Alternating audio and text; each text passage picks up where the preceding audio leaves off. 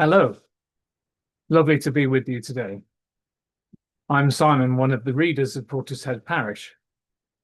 Now, if you're watching on Thursday, the 9th of October, you'll no doubt be celebrating the anniversary of the first electric blanket in 1946, or possibly the same day that the Beatles song Yesterday went to #1 in 1963, and the same day that the first Japanese sumo tournament happened outside Japan.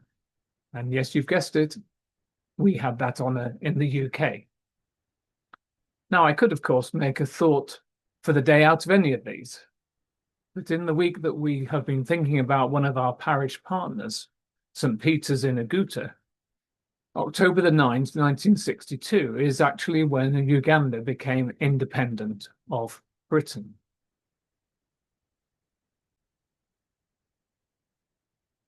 So why am I passionate about Uganda? Let's start with the Bible. A very good place to start. Here are familiar words, I'm sure. But if you know people of faith and or churches in different parts of the world, think of them particularly as you listen to these words from 1 Corinthians 12.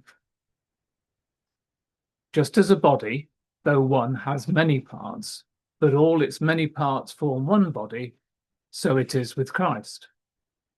For we were all baptized by one Spirit, so as to form one body, whether Jews or Gentiles, slaves or free. And we were all given the one Spirit to drink.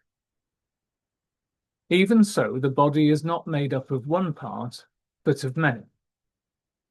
The eye cannot say to the hand, I don't need you. And the head cannot say to the feet, I don't need you.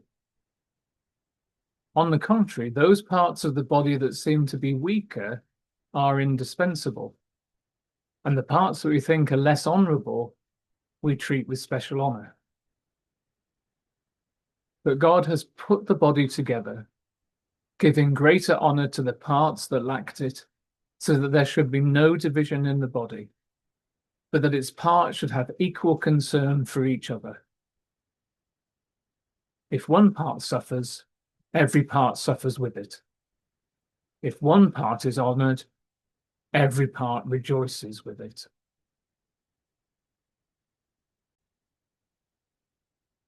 So that's the theory, and pretty powerful theory at that. I taught and preached about this for many years, but then in 2006, I had the chance to visit Uganda. Wow.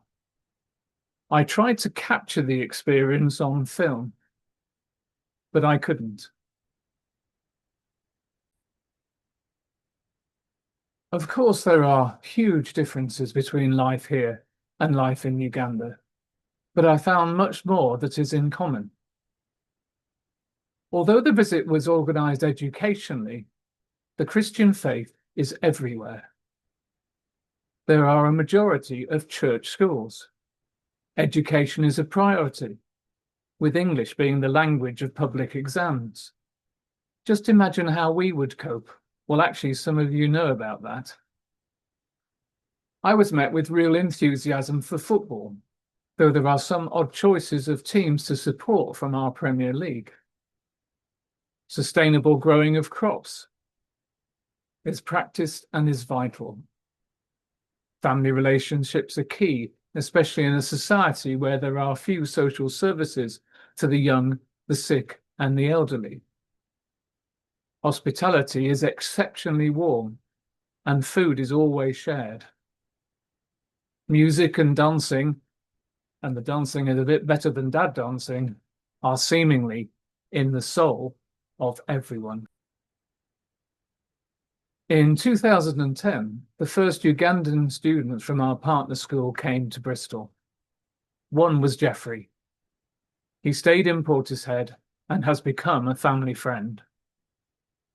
After his education, he moved back to northern Uganda, to Oguta. He was determined to give back to his community something of the benefits he has received through his visit by volunteering.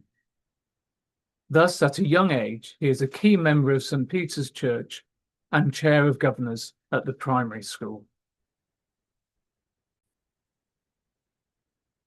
Thus, at a young age, Geoffrey is a key member of St. Peter's Church and chair of governors at the primary school. He is particularly keen to make good relationships with the youth in the village. When I heard that St. Peter's is the name of the church and school there, I knew this would make a great link for our parish. I'm not blind to some of the challenges of partnership. The national church in Uganda is critical of a lot of the recent developments in the Church of England. But I think communication and dialogue are the best way to cope with differences. I have learned a lot about faith through the natural way many Ugandans talk of their beliefs and how their faith genuinely sustains them through difficult times. So thank you if you were able to support our harvest collections for Aguta. Harvest is a very important celebration both for us and for Aguta. It's good news that our pounds buy considerably more in Uganda than here. So we are making a real difference to church and school there. Thank you even more if you commit to pray regularly for our parish overseas partners. I realise this is a very short overview of Uganda. If you would like to talk more about any aspect of life there and here, please get in touch. I would be more than delighted.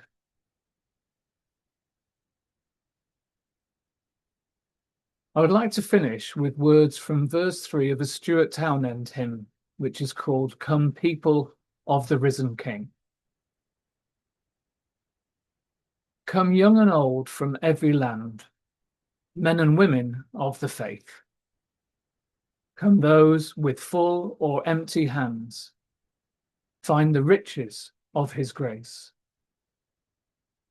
Over all the world his people sing, shore to shore we hear them call. The truth that cries through every age, our God is all in all. Amen. Have a great day.